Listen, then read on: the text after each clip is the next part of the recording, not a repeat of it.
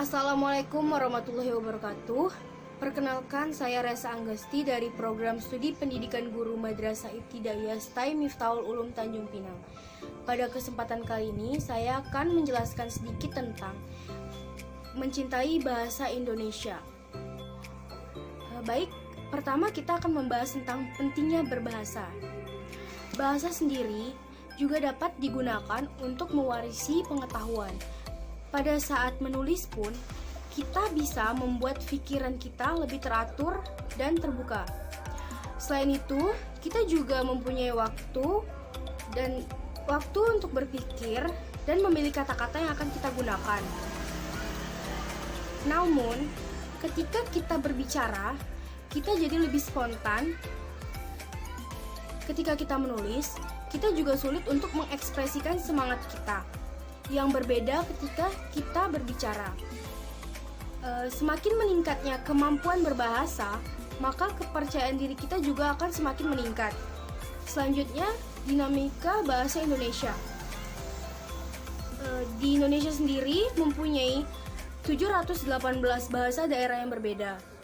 Negara Indonesia merupakan negara dengan bahasa terbanyak kedua setelah Papua Nugini. Indonesia merupakan negara multilingual. Artinya, orang Indonesia bisa berkomunikasi dalam berbagai bahasa dalam satu kalimat.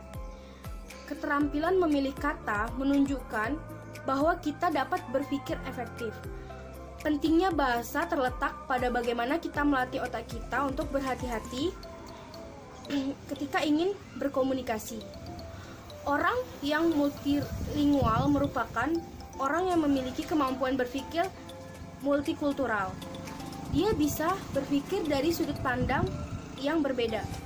Selanjutnya, fungsi-fungsi bahasa. Bahasa sendiri bisa dijadikan sebagai alat ekspresi diri untuk mengungkapkan dan mengekspresikan diri. Selanjutnya, bahasa sebagai alat komunikasi untuk menyampaikan pesan agar bisa dipahami oleh orang lain. Dan yang ketiga, itu ada sebagai alat sosial, cara mendekatkan diri dengan lingkungan. Selanjutnya, keterampilan bahasa. Yang pertama ada menyimak, yang kedua ada berbicara, yang ketiga ada membaca, dan yang keempat menulis. Bahasa sendiri merupakan bagian dari budaya.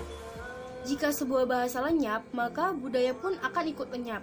Setiap positif, bahasa diperlukan bukan hanya untuk mempertahankan eksistensi bahasa Indonesia saja, tapi juga untuk bahasa daerah dan dapat mempertahankan bangsa Indonesia.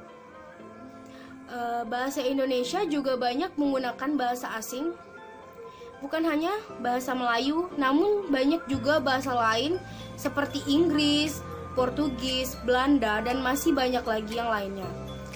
Bahasa punya istilah baik dan benar. Yang dimaksud baik di sini adalah sesuai dengan konteks, dan yang dimaksud dengan benar itu artinya sesuai dengan kaidah yang berlaku.